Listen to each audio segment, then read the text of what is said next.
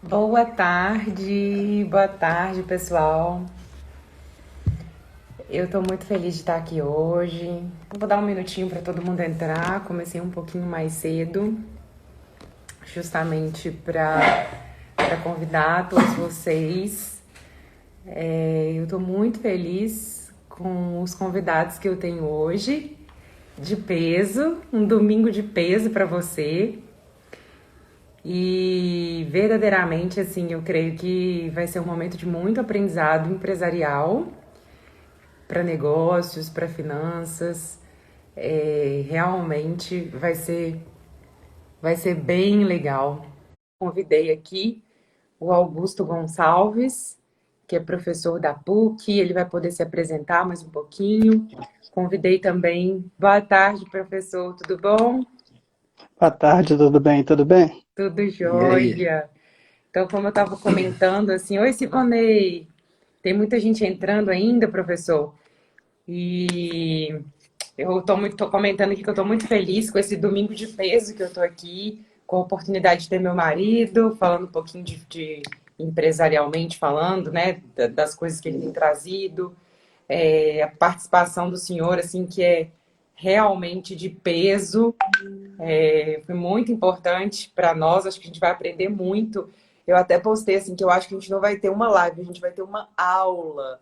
Que Porque é isso, eu que agradeço o convite. o professor Augusto estruturou em tópicos, gente. Ele mandou assim tópicos, subtópicos da abordagem de hoje. Ele se preparou demais para estar aqui, com cuidado, um zelo, um carinho. Então, antes de tudo, eu quero agradecer sua generosidade de doar seu tempo, de doar o seu conhecimento para cada um de nós. Eu estou aqui com papelzinho e caneta para anotar, para aprender. E eu sugiro que você faça o mesmo, que você anote, que você realmente tenha aqui um mindset diferente depois dessa aula. Então, para quem não me conhece ainda, quem é audiência do Léo ou audiência do professor Augusto, eu quero me apresentar rapidamente. Eu sou Malu Albuquerque, sou treinadora na Febracis BH e ministro treinamentos, palestras, faço atendimento individual de coaching, ajudo pessoas a transformarem suas vidas, seus negócios, enfim, sua carreira. E eu estou muito feliz hoje de poder compartilhar esse conhecimento aqui. E eu vou dar um tempinho para o senhor se apresentar também. É, Primeiro, boa tarde, pessoal, agradeço pelo convite. É, eu sou, eu sou um professor que atua bastante na área prática. Gosto muito da teoria, mas eu não gosto da teoria por conta da teoria. Eu gosto da teoria no dia a dia, sendo bem aplicada e principalmente gerando resultados factíveis e financeiramente viáveis na conta corrente dos nossos, tanto dos nossos empresários, mas também dos nossos colaboradores. Eu acho que todo mundo tem que sair ganhando com bom uso de boas técnicas, de bons conceitos que a gente tem aí no mundo inteiro para aprender.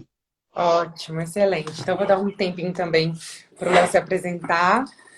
Tudo bem, pessoal? Meu nome é Leonardo Pimentel, sou diretor lá da Casa do Jardim e especialista em gestão de empresas e também pós-graduando em finanças e investimentos pela PUC.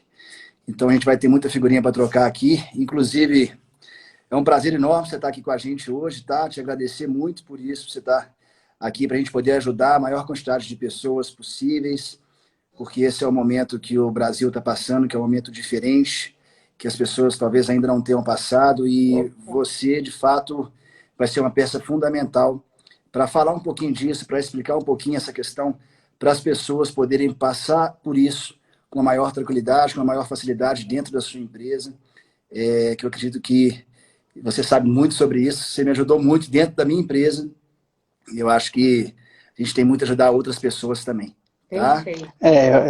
Eu falo que o momento é exatamente esse, o momento é de todo mundo parar um pouquinho com o ego, parar um pouquinho com a competição, é, diminuir um pouquinho essa rivalidade que existe naturalmente do ser humano e um ajudar o outro mesmo, porque a situação é delicada, né? Mas nós não vamos morrer nem vai acontecer nenhuma tragédia maior, não. Nós vamos conseguir superar isso com tranquilidade e com muita ajuda.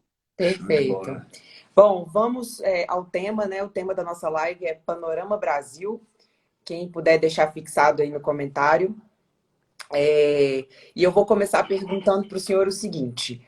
O senhor estruturou alguns tópicos, né? E especialmente nesse momento eu tenho visto muitas pessoas com receio, com medo, paralisados. E a gente sabe, quem estuda um pouquinho do comportamento humano sabe que o medo tem essa característica de paralisar o ser humano, de um modo geral.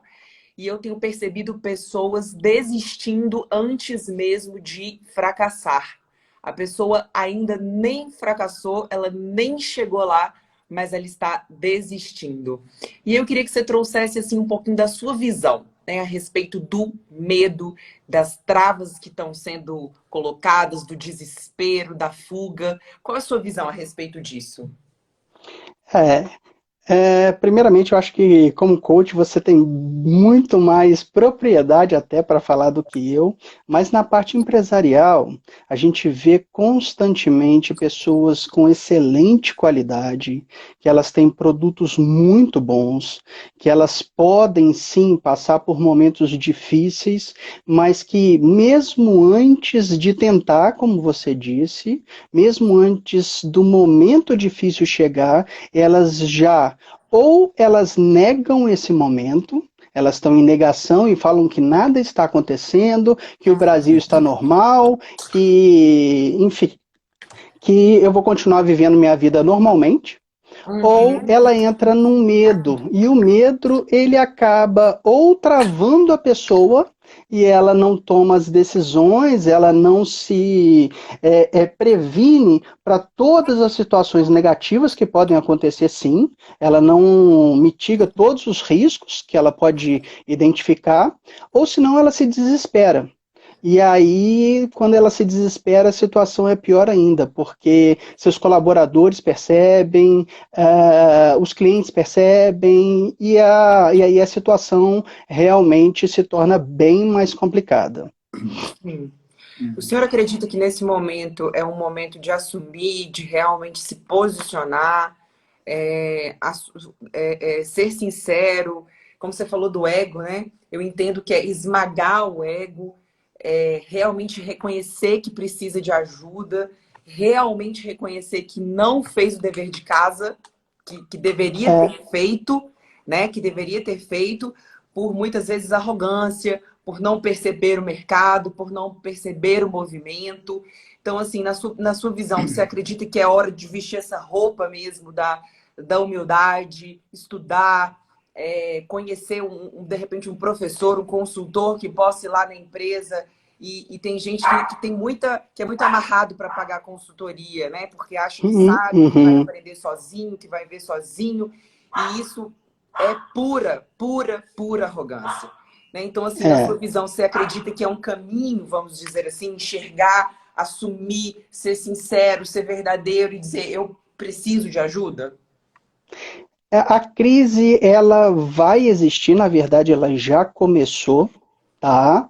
E tudo o que você vai ser vai depender de como você vai enfrentar essa crise. Você vai sair do outro lado, ou uma pessoa muito melhor, ou uma pessoa derrotada.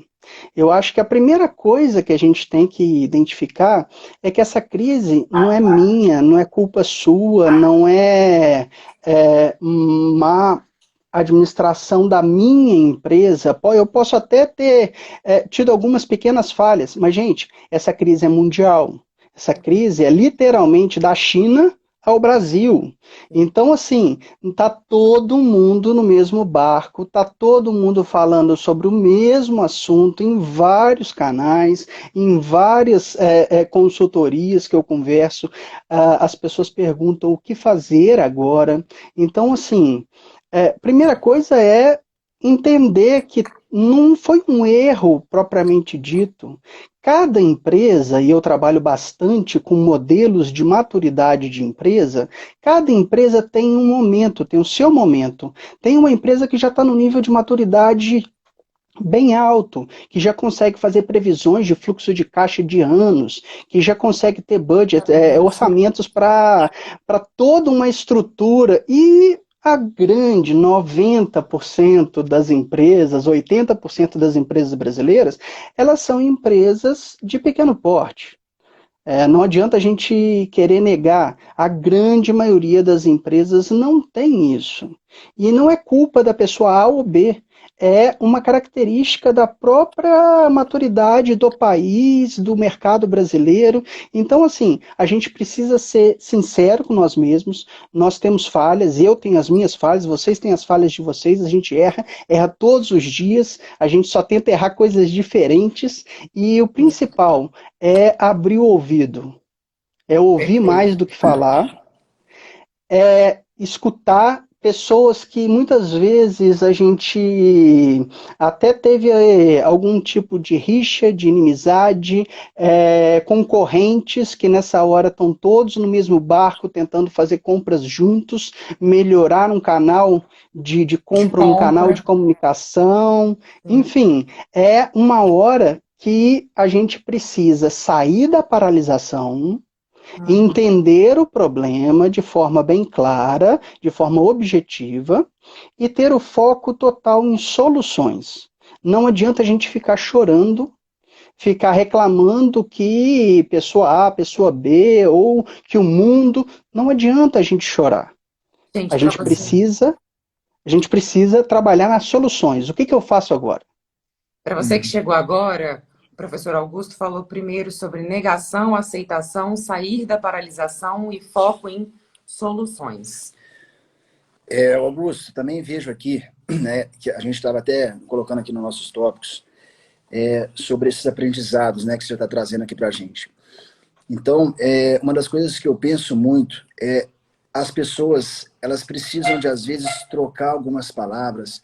Por exemplo, a palavra se arrepender pela palavra aprender, porque muita gente, às vezes, se arrepende de não ter feito algo antes, que poderia ter, talvez, modificado a situação dela hoje, mas isso já é um aprendizado, para que comece a fazer, então, agora alguma coisa nova, para mudar, de fato, o futuro. Que é o único momento que a gente pode fazer algo é no hoje, é nesse momento.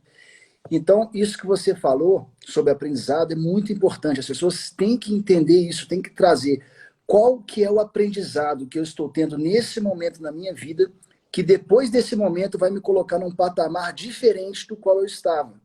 Porque isso que vai diferenciar aquilo que a gente vai viver, aquilo que as pessoas vão viver depois desse momento. A gente até viu isso num dia desses para trás, numa outra live, que o plano que trouxe a pessoa até aqui, esse ano, não é o mesmo plano que ela vai utilizar nesse momento. Daqui para frente. Então ela vai ter que construir um novo planejamento agora, para daqui a 3, 4 meses, para passar por esse processo de crise, para que depois desses 4 meses, ela mude de novo o plano, para poder voltar para viver os outros meses que vão seguir depois dessa crise. Então, esse planejamento, nesse momento de crise, depois eu queria que a gente falasse um pouquinho disso, até mesmo para trazer algumas ideias para o que as pessoas poderiam fazer dentro da sua empresa hoje, para tentar reduzir ou então diminuir o impacto causado por essa crise, para que elas possam, inclusive, não vir a fechar, entendeu? Porque é o caso de muitas empresas. Até a gente tem aqui a doutora Dani até comentou que uma pizzaria já fechou, uma amiga dela. Enfim, outras várias empresas hoje, todas estão passando por esse mesmo cenário, mas tem muitas que não vão suportar passar por isso. Tem muitas que não têm esse capital de giro para passar por isso, né? Então, até a JP Morgan fez um estudo levantando que as empresas brasileiras, elas têm cerca de 27 dias de caixa para sustentar uma crise. Ou seja, isso não é nada.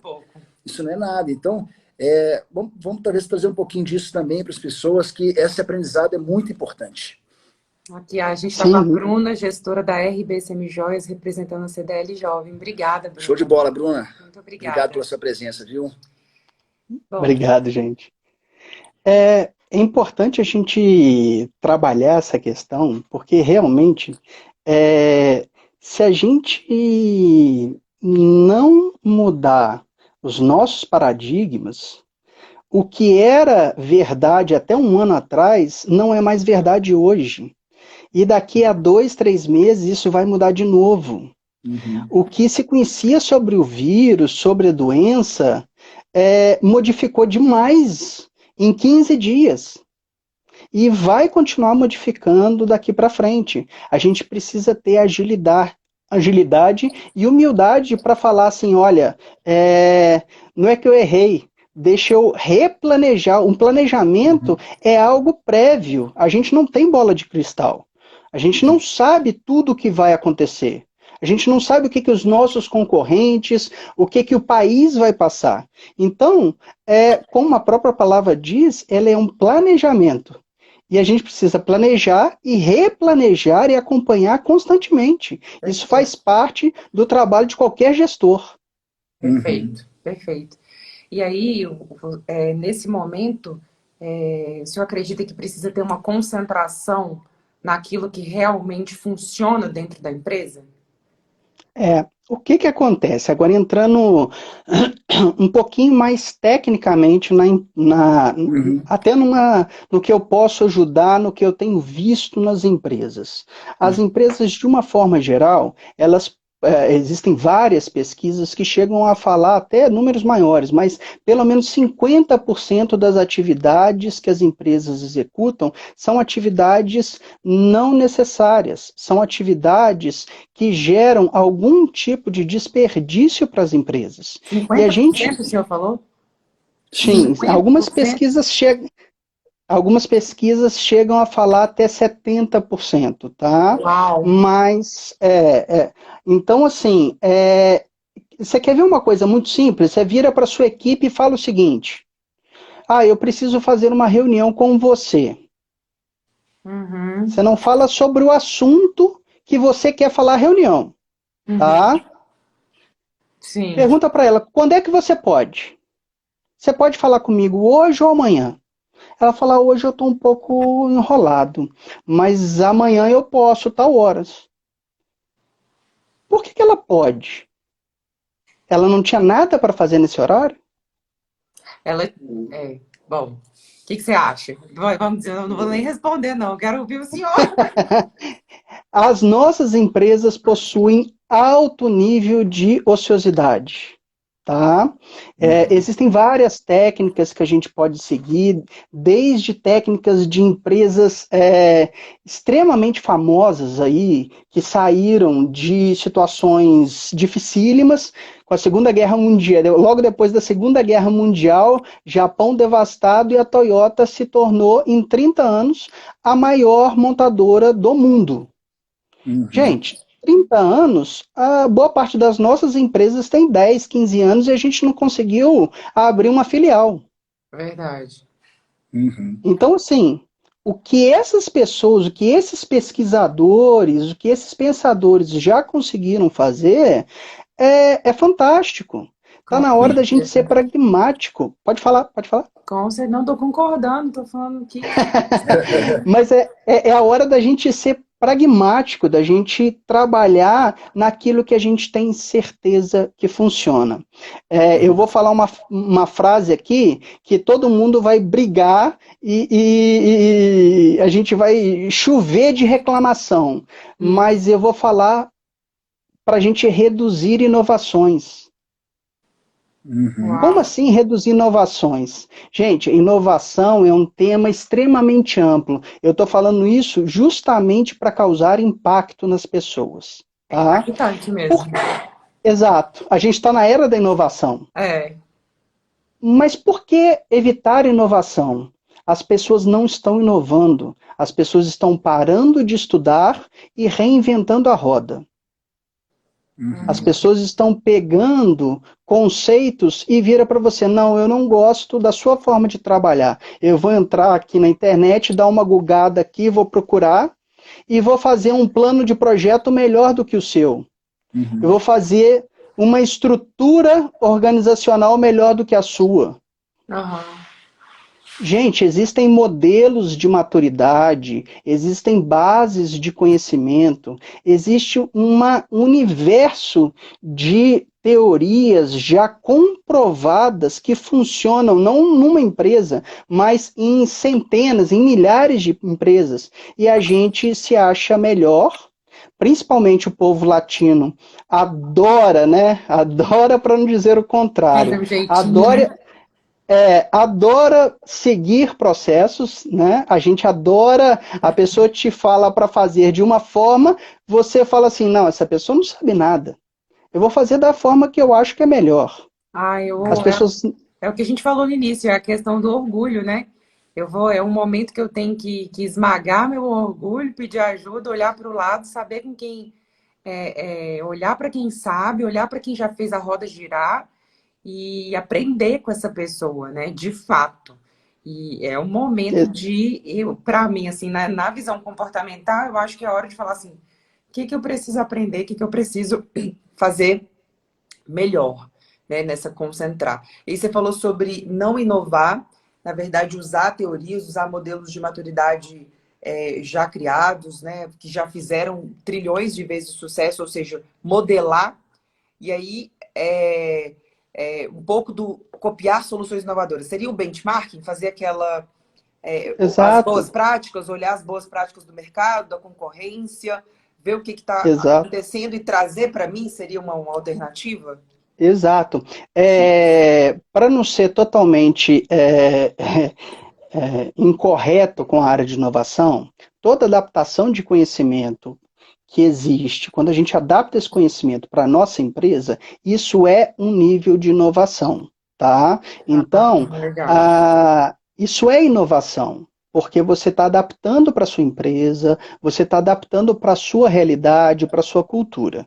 Mas eu falo essa frase de impacto porque uma empresa de um conhecido meu me perguntou o seguinte: olha, eu quero remunerar de forma participativa os meus colaboradores. Aqueles que produzirem mais vão necessariamente, né, merecidamente, receber Receber mais, isso. ganhar mais. A meritocracia. Então, por meritocracia. Por onde eu começo? Eu falei, estudando. Perfeito. Esse trabalho que você está fazendo é só teu? Só a tua empresa tem esse problema? Ele falou, não, todas as empresas do mundo querem isso. Eu falei, então a sua solução está pronta. Você só tem que estudar, achar aquela que se parece mais com a cultura da sua empresa e utilizar, adaptar pequenos detalhes para a sua empresa, e o trabalho deles ficou fantástico, ficou assim, maravilhoso. Eu fui até convidado para a apresentação e assim, ficou irretocável, porque eles utilizaram boas práticas, eles utilizaram pesquisas, inúmeras pesquisas feitas no mundo inteiro. Então é isso, ser pragmático, reduzir o Gente, risco, tá? Então, vamos tentar fazer isso. Isso é um cuidado simples e que agiliza o nosso aprendizado. Vamos errar, vamos aprender com o erro dos outros, ao invés de aprender com os nossos erros. E nesse momento também, a gente até estava conversando disso mais cedo, né? Essa questão dessa exposição ao risco em excesso que algumas pessoas possam estar tomando hoje. rapidinho, gente, deu uma falha. Como eu estava anotando aqui, deu uma falha na sua colocação. O Daniel tá falando assim, caiu. Eu falei, não, foi uma falha. Ele falou que a utilização de boas práticas traz a redução de riscos e isso agiliza o aprendizado. Ou seja, a gente tem que aprender com quem está tendo sucesso. Foi a questão que a gente falou de ser pragmático, evitar inovações, reduzir os riscos, copiar soluções vencedoras, ou seja, fazer um benchmarking. Esse seria o trabalho de casa. Então, para quem não pegou, gente, pode anotar aí. Eu estou anotando, depois vou fazer um resuminho e posto aqui. E nesse resumo, depois eu vou passar para você uma série de bases de conhecimento para diversas áreas. Para a área de supply chain, de cadeia de suprimento, existe um modelo que você pode praticamente não copiar, mas trazer muito conhecimento dali. Na parte de planejamento de projeto, todo mundo, muitas pessoas já fizeram o curso do PMI, né, do PMBOK. Na parte de modelagem de processos, a gente tem o CBOK. Na parte de modelos de maturidade, a gente tem o modelo de maturidade de BPM. Enfim, a gente tem uma enorme base de conhecimento que a gente pode utilizar e que antes de você sair dando uma gugada e perguntando para qualquer pessoa, a gente pega esse conhecimento que já está mais do que testado e utiliza. Depois eu te passo todos os nomes para você colocar. Perfeito. Gente, o professor falou que também vai colocar no Instagram dele, ele tem um canal no YouTube, eu vou deixar aqui também marcado. Tá começando agora. No meu resumo, mas assim, para vocês seguirem, para vocês acompanharem, ele está sendo muito generoso nesse momento de trazer tanto conhecimento gratuito. Então, aproveitem essa oportunidade que você vai estar em quarentena, que você vai estar em isolamento, para você aprender com quem tenha muito a agregar, com quem você sabe que está fazendo a roda girar. Então, quando eu falo de copiar soluções vencedoras, cada um de nós e cada um de vocês, a gente tem que buscar aprender com quem está na frente. Você tem que buscar pessoas que te inspiram, você tem que buscar pessoas que estão fazendo diferença, como o professor Augusto está fazendo, e a gente tem que aprender de fato, todos os dias. Augusto, vamos passar para o pessoal aqui agora. A gente puder dar uma dica, uma ideia, né, de como que a gente poderia passar por esse momento hoje dentro da sua empresa. Quais são as ações que as pessoas poderiam tomar hoje para amenizar um pouco esse impacto? O que elas poderiam fazer? A gente pode tratar um pouquinho de fluxo de caixa, que é muito importante isso hoje. Né? As empresas que não têm isso provavelmente quebram. Então, assim, vamos falar um pouquinho desse tema agora? Vamos lá. Fluxo de caixa, você falou, e ele é o número 1 do número 1. Eu estava vendo agora há pouco uma live que o Paulo Guedes fez ontem com o pessoal da XP, e ele falou muito de fluxo de caixa. O Brasil está sendo inundado, o Brasil fez esse trabalho de casa nos últimos momentos, ele fez esse trabalho e ele hoje tem um capital que ele consegue utilizar justamente para momentos de enfermidade, para momentos que o nosso planejamento não sai como esperado. Então, o próprio governo vai inundar o mercado com o fluxo de caixa que existe e que vai estar disponível. Então, gente, procurem o contador de vocês. Eles vão estar muito mais atualizados do que eu, porque isso está mudando todos os dias. Procurem os seus advogados, porque as leis trabalhistas, enfim, a forma de retenção dos impostos, tudo isso vai mudar. Inclusive, na live do Paulo Guedes ontem, ele até deixou muito claro que eles estão injetando na economia hoje cerca de 700 bilhões de reais, né, e que ainda tem uma grande parte, eu acho que é cerca de 45 bilhões que vão ser passadas diretamente para aquelas MEIs, aquelas pessoas que elas não têm como, algumas que não têm como nem comprovar a renda, algumas pessoas, aquelas pessoas que vendem bala no sinal. Cadê os carros parados? Não tem mais. Então, todas essas pessoas vão estar recebendo um valor, enfim, pelo próprio governo. Então, o governo tem trabalhado sobre isso também, né? Para minimizar um pouco esse impacto. E não só o governo brasileiro. A gente, como é uma estrutura mundial, a China fez isso e os Estados Unidos está colocando mais de 10 trilhões no mercado. Uau. Gente, é um valor absurdo. Tá? Esse valor no Brasil hoje representa 4% do PIB nosso. 4% Esses 700 bilhões é um valor muito alto. Uau. E esse é só nesse momento.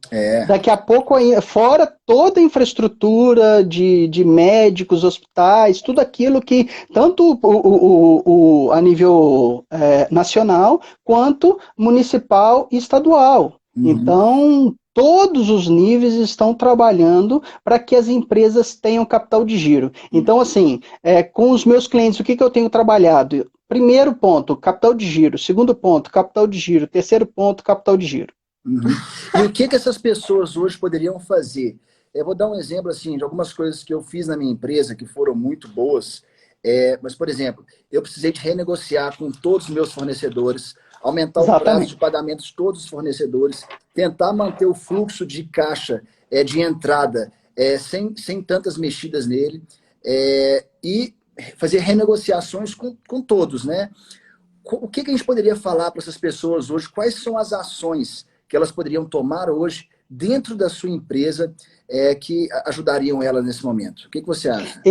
Esse é um dos primeiros, tá? É você renegociar todos os seus contratos. Nem sempre você vai conseguir renegociar todos eles, obviamente. Se você não conseguir, pode ser até que você consiga renegociar com juros. Gente, juros é extremamente perigoso, é um assunto que merecia toda uma aula, né? Todo um espaço específico, mas num momento como esse, as empresas vão ter aí um lucro líquido médio aí em torno de 7 até 20%, dependendo do nível da empresa, tá? Então, se eu tenho um lucro líquido de 20%, por que eu não posso pagar 2, 3% num juros para eu ter fôlego para conseguir passar por isso, sobreviver, passar por esse momento, tá? Então, é muito importante a gente entender que a gente precisa ganhar tempo nesse momento, e o que vai ganhar tempo para a gente é o fluxo de caixa. Tá? E aí negociando com fornecedores, procurando bancos. O Banco Central, ele liberou o compulsório, que é um dinheiro que os bancos têm que manter dentro do Banco Central para que o sistema não entre em colapso, caso todo mundo saia correndo querendo pegar o seu dinheiro no banco. Então, assim, cada banco tem que manter um dinheiro lá dentro preso, sem mexer. O Banco Central liberou que esse dinheiro fosse emprestado para as pessoas. Só que os bancos estão com medo. Então, o governo está indo direto até na folha de pagamento. Ele está ajudando via BNDES, agora o BNDES está trabalhando como deveria ser, trabalhando lá com o microempresário, e ele vai fazer empréstimo direto, tanto o BNDES, Banco do Brasil, Caixa Econômica, e a partir do momento que esses bancos fizerem, todos os outros vão ser obrigados a fazer. Então, a gente vai conseguir dividir o pagamento dos nossos funcionários, a gente vai conseguir ter essa liquidez, esse dinheiro de curto prazo que a gente precisa. Mas agora tem pessoas que nem isso elas conseguem ter. Como você falou, uma pessoa que nem um MEI ela tem. Mesmo para essas pessoas, o governo está disponibilizando algum dinheiro, mas existem pessoas que conseguem fazer transações financeiras, logicamente, um pouco mais arriscadas, tá? Com taxas de juros mais altos, mas que elas fazem um trabalho financeiro que eu chamo de malabarismos financeiros. Você pega o cheque de uma pessoa, antecipa o cheque com um banco que faz antecipação de cheque para aquela pessoa que tem uma bola de neve, né? Você entra meio que numa bola de neve durante um pequeno período, com juros muito bem negociados, muito bem pensados. Isso não pode ser feito de forma aleatória. Tá? Tem que ter muito cuidado para fazer isso. Mas você consegue fazer, um banco te dá 10 dias de juros, de cheque especial sem juros. Então a pessoa tem 5, 10 contas, uma no nome do filho, uma no nome da empresa, uma no nome do irmão, e ele vai trocando o cheque especial, que era de X mil, ela multiplica por 5 vezes esse capital de giro. E aí, de uma conta, paga a outra. Enfim, existem malabarismos financeiros que pequenas empresas conseguem fazer para essa situação, tá? Mas aí eu já estou falando de empresas bem pequenas. Uhum. Certo. Eu acho também, talvez, a flexibilidade, as empresas, elas precisam de ter um pouco mais nesse momento, né? Porque perder um contrato, às vezes, é pior do que reduzir temporariamente o preço desse contrato para que a situação passe e depois volte ao normal. Então, as pessoas precisam de se ajudar mais, conversar mais, se interagir mais, porque é uma situação que não é só de um, é do outro também, é das duas partes, né? Então tem que ser uma via de mão dupla essa negociação, a flexibilização tem que ser uma via de mão dupla para as pessoas, né? E, e confirmando o teu número, é em torno de 5, dependendo do mercado, óbvio, mas acredito que de 5 a 10 vezes o custo necessário para você conseguir um novo cliente. Uhum. Uau. Tá? Então, assim, se você tem uma, uma base de clientes, trabalhe essa sua base de clientes. É, ofereça mais do que você faz hoje. Entregue mais serviços do que você faz hoje. Trate essa sua base de clientes como você nunca tratou antes. Uhum. Essa pessoa não pode ligar para você e você nem saber o nome dela, não saber o histórico. Entenda que tratar o cliente da forma mais humana possível é extremamente importante. Porque, de novo, é uma bola de neve. Se você briga com esse cliente vai demitir seus funcionários, esses funcionários consumem produtos, eles não vão ter capital para consumir produtos, e Uhum. essa bola de neve vai só piorando. Perfeito, professor, Uhum. perfeito. Tá? E aí a gente tem a ponta de valorizar o nosso cliente, a nossa base de clientes, oferecer mais para reter essa base. E aí tem também uma outra ponta que também envolve pessoas, que é valorizar o nosso capital humano, as pessoas que estão trabalhando na nossa empresa. Como que o senhor entende essa visão? Como que o senhor entende essa parte da empresa? Eu sou até demais pró-funcionário. Meus próprios funcionários falam isso e eu acho isso extremamente importante. Me incomoda muito chegar numa empresa extremamente pomposa, com um letreiro que você sabe que custou uma fortuna, cadeiras caríssimas, e as pessoas que realmente executam o trabalho estão ganhando salário mínimo Sim. insatisfeitas, estão insatisfeitas te atendendo ali, porque é a pessoa que te atende. Eu já E fui aí em a empresas assim, secretária. viu? Que a cadeira era R$ 7.000, é a cadeira que o William Bonner senta, É, mas estava com pessoas insatisfeitas. Bom, a gente tem uma pergunta aqui, primeiro assim, uma audiência muito, muito prestigiada, que é o meu diretor lá da Febracis BH, o Haroldo Herédia. Ele está fazendo uma pergunta aqui. Qual o tempo considerado bom neste momento de capital de giro? olha, isso vai depender muito do problema e do espaço necessário, né, para o país conseguir contornar esse problema. É, eu assisti até um outro dia uma live esqueci o nome, do produtor da 99 Táxi, Ah, sim, enfim, esqueci o nome dele. eu Ele vi. comentou que praticamente 90% das empresas brasileiras quebrariam com capital de giro de um mês, tá? Vi esse vídeo. Já o profissional da Wiz, o Paulo Augusto, ele já trabalha com um cenário extremamente negativo. Ele trabalha com uma situação já de 3 meses sem um centavo de faturamento. Uhum. E como é que ele conseguiria sobreviver a Nossa, 3 meses sem um centavo de faturamento? Então, assim, é muito difícil eu falar o tempo ideal para esse capital de giro, tá? Eu acredito que um bom capital de giro tenha pelo menos uns 2 meses para você conseguir manter a sua folha de pagamento, manter os seus, Uhum. os seus os seus fornecedores, Compromissos, né? enfim, seus Aluguel, compromissos todos em dia, mas esses 2 meses não são para você utilizá-los. Esses 2 meses são para você ganhar mais 4 meses. Sim, o fôlego que o senhor Augusto, comentou, né? uma coisa que eu também vejo, cara, em relação a isso que você está falando, é que tem pessoas que hoje têm empresários que sangram muito a empresa, fazendo retiradas altas do caixa.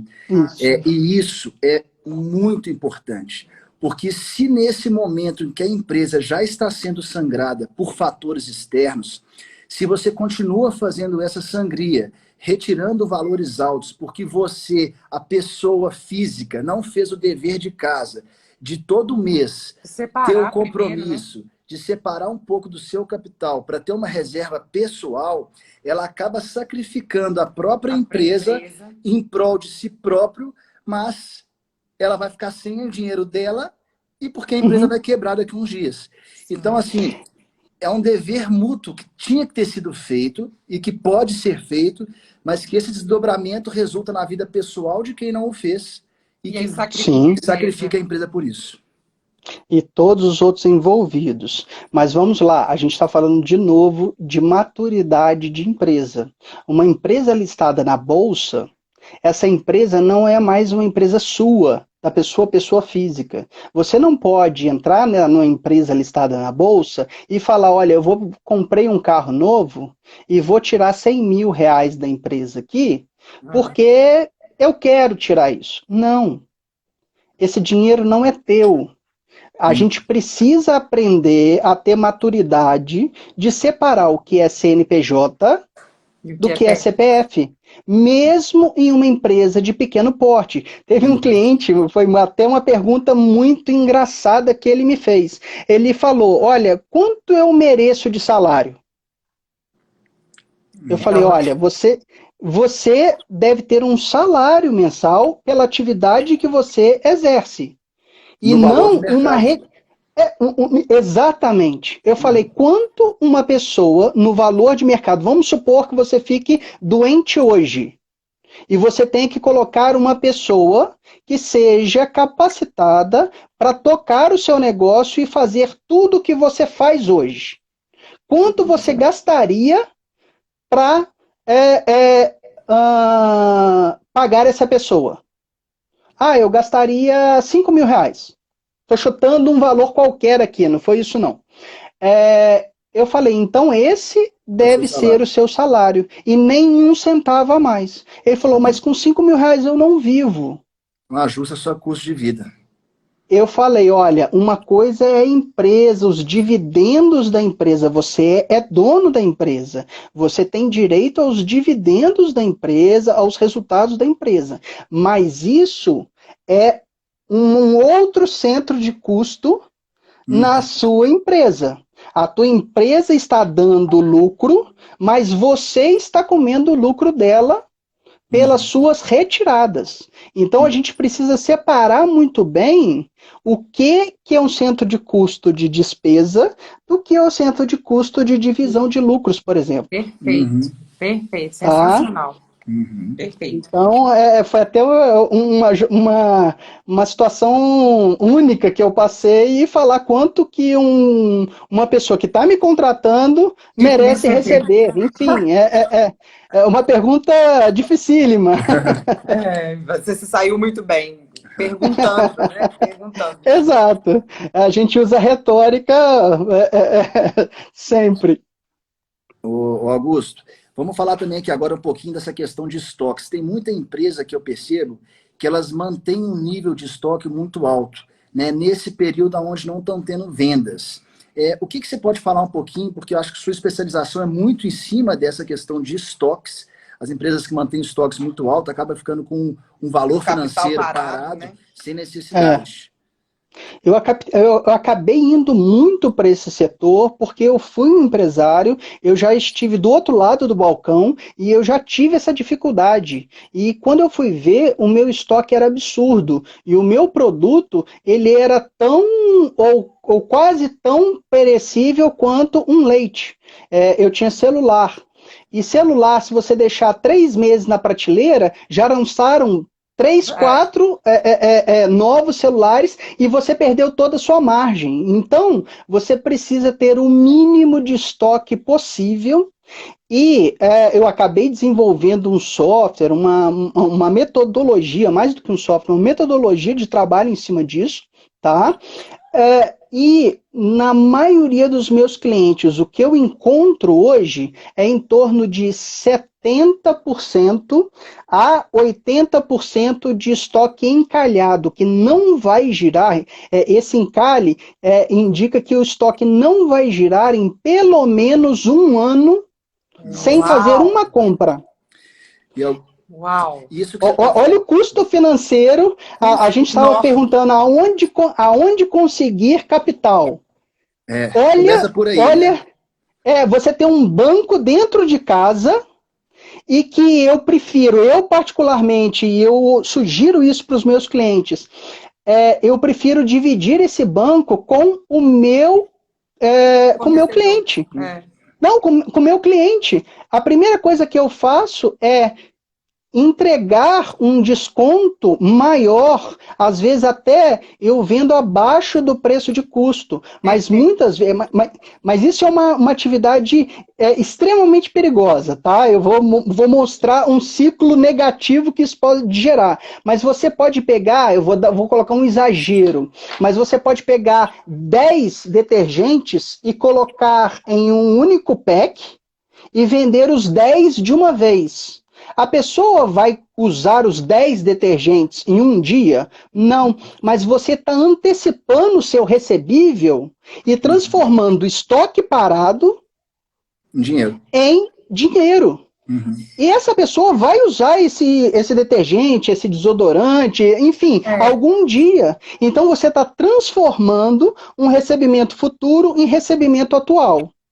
Isso. E, Augusto, uma outra coisa, além disso que você está falando, inclusive, muitas pessoas elas acham que existe alguma oportunidade em fazer compras de estoques em lotes muito grandes, porque acham que o preço está um pouquinho melhor, então eu vou comprar aqui 1000 unidades, mas esquecem de entender qual que é o fluxo do giro desse estoque e acabam pegando algo por um preço abaixo um pouco, mas que relativamente sai muito mais caro, porque o estoque fica parado, igual você disse, 75% parado durante um ano. E será que esse preço que se paga um pouco mais baixo é de fato melhor? Você vai conseguir aí, vamos colocar uma promoção muito boa, você vai colocar 20% de desconto nesse produto que você vai ficar um ano parado. Hoje, em momento de crise, 20% não é nada. Hoje, 20% em momento de crise, você precisa do dinheiro, você não precisa do estoque. Tá? Não tá vendendo. E outra coisa... Não está vendendo. E outra coisa, nós não somos mais feios nem bonitos do que o nosso concorrente. Esse vendedor que te ofereceu 20%, ele vai te oferecer os mesmos 20% para os seus 50 concorrentes. E ele vai inundar o mercado com aquele produto. A probabilidade desse produto, a lei da oferta e procura, básico, a probabilidade desse produto encalhar é quase certa, é quase de 100%.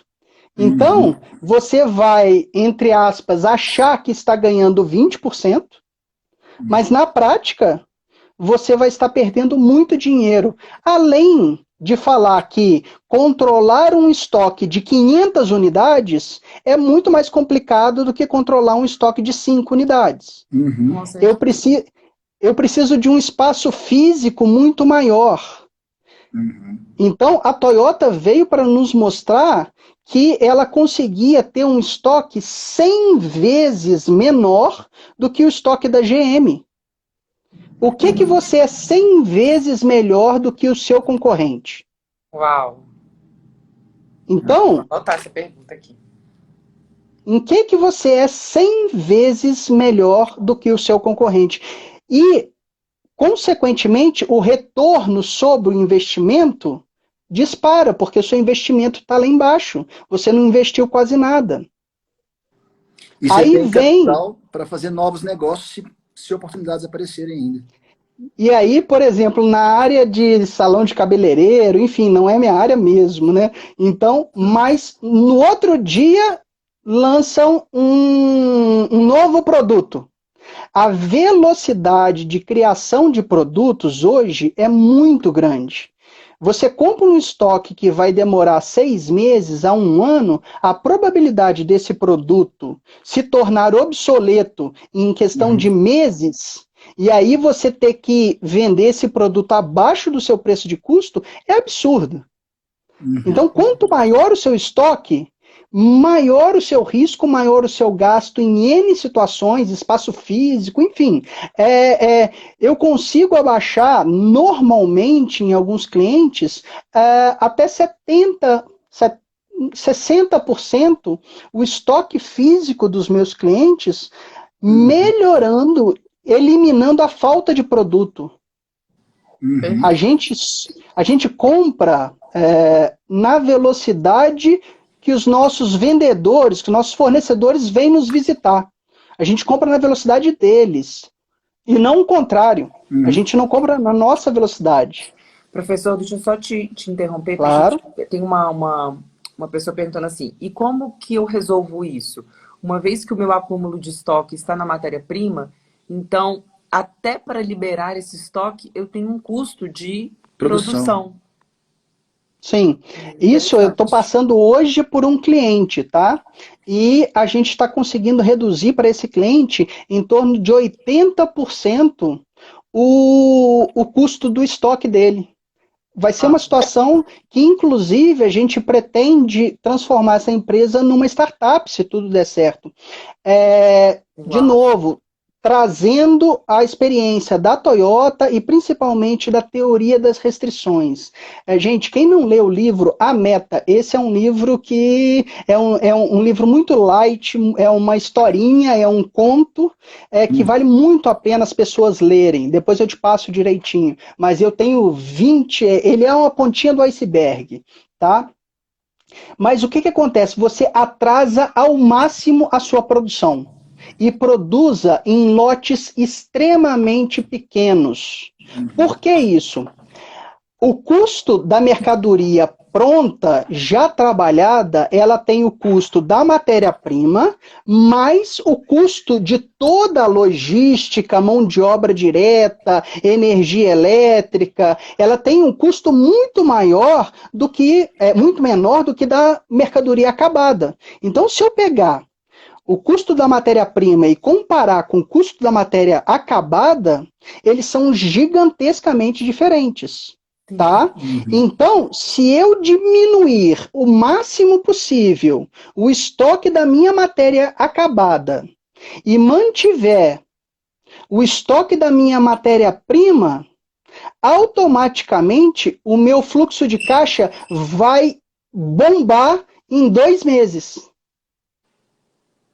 Porque eu vou parar de gastar muita coisa que eu gastava com a produção, com tudo aquilo, mas eu não vou deixar faltar mercadoria, porque eu tenho um insumo na mão e eu tenho uma boa programação de produção, e aí entram modelos matemáticos, modelos de dinâmicas de sistema, modelos avançados, para a gente não deixar faltar nenhum produto. Hoje, até a estatística que eu levanto para vocês é absurdamente crítica, o que mostra que a gente tem uma outra fonte de ganho que é muito grande.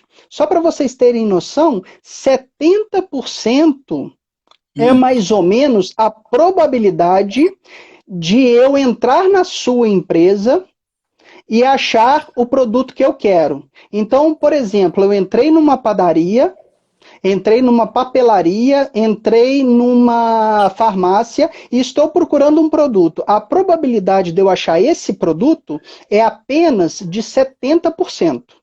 Se eu quero comprar 2 produtos, é 70% do primeiro vezes 70% do segundo. Ou seja, a probabilidade de eu achar os 2 produtos é de apenas 49%.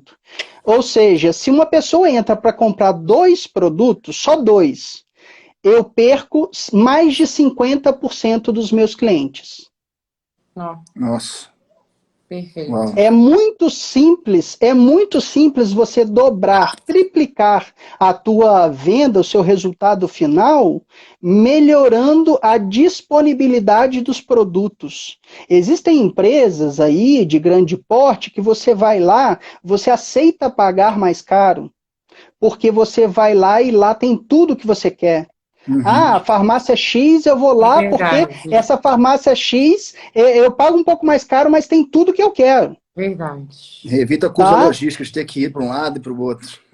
E o tempo, o Você não tem estacionamento, logística tudo. reversa, enfim, gente, Perfeito. o que eu quero deixar aqui de resposta e de esperança para todo mundo é que é muito simples dobrar, triplicar a rentabilidade de uma empresa. É muito simples abaixar em 50%, 60% o estoque físico de uma empresa. É muito simples a gente trabalhar conceitos, porque nossas empresas, infelizmente, as nossas empresas ainda são muito ineficientes. E nesse momento isso é ótimo.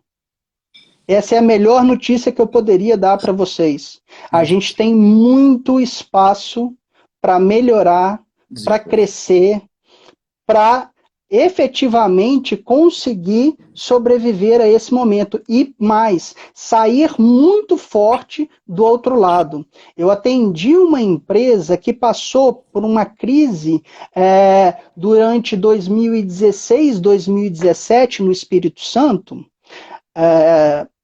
Essa empresa, ela me contratou justamente para fazer esse projeto. Ela tem 22 lojas, vezes 5.000 produtos. Isso são mais de 110 mil equações matemáticas que cada produto vem de uma quantidade diferente numa loja diferente.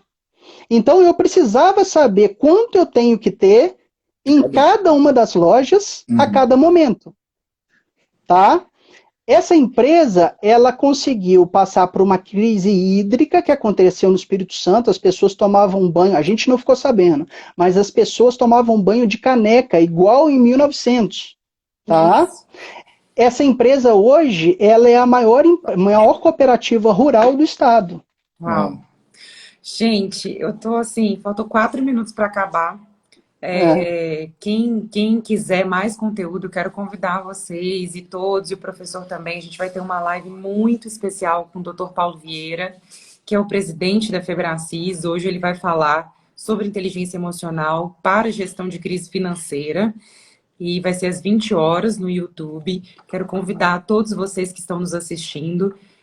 Quero, assim, agradecer a presença de todo mundo e, mais uma vez, agradecer a sua generosidade. Agradecer o Léo também, que fez essa ponte, intermediou o nosso acesso. Muito obrigada. E eu quero que você deixe uma mensagem final, assim, para os nossos ouvintes aqui, sobre essa esperança para dias melhores. Ô, Augusto, vamos deixar uma mensagem final para as pessoas. Qual que é a ação? Se a gente pudesse colocar uma única ação que essa pessoa pudesse começar amanhã, fazendo na sua empresa, qual seria essa principal ação na sua visão? Primeiro, ache fluxo de caixa em todos os setores da sua empresa. Você tem muito fluxo de caixa que você não está vendo. E 2, invista nas pessoas e não em equipamentos caros. Você pode entregar um carro de Fórmula 1 velho para o Ayrton Senna, que em momentos complicados, como o momento de chuva, ele era o melhor. É verdade. Então, fluxo financeiro e pessoas. É só isso que a gente precisa. A gente tem tudo que a gente precisa, desde que a gente foque nas coisas certas e pare com o ego de ter uma empresa pomposa, mas que vai quebrar sem o nariz abaixar. Uau! Verdade. Sensacional, assim, né? Eu tenho certeza que tá todo mundo aplaudindo agora. Muitíssimo obrigado. Muito obrigado, viu, cara? Muitíssimo Valeu pela obrigado. presença de Ah, hoje. eu que Foi agradeço. Eu maravilhoso. vou pedir para alguém colocar aí, gente, o link de mais tarde é www.youtube.com/pauloipv. Quem está aí me assistindo puder digitar, me ajudar. E espero vocês às 8 horas lá na nossa maratona de inteligência emocional. Muito obrigada, muito obrigada. Eu Obrigada que a todos que nos agradeço. assistiram. A live vai ficar por 24 horas. Eu vou mandem vir para outras pessoas que vocês estão percebendo que está precisando, tá? Muito obrigada, gente. Tchau, tchau. Grande Beijo, tchau, tchau, abraço, gente. prazer. Obrigado, viu? Tchau, tchau. Prazer, gente. Um grande abraço. Tchau.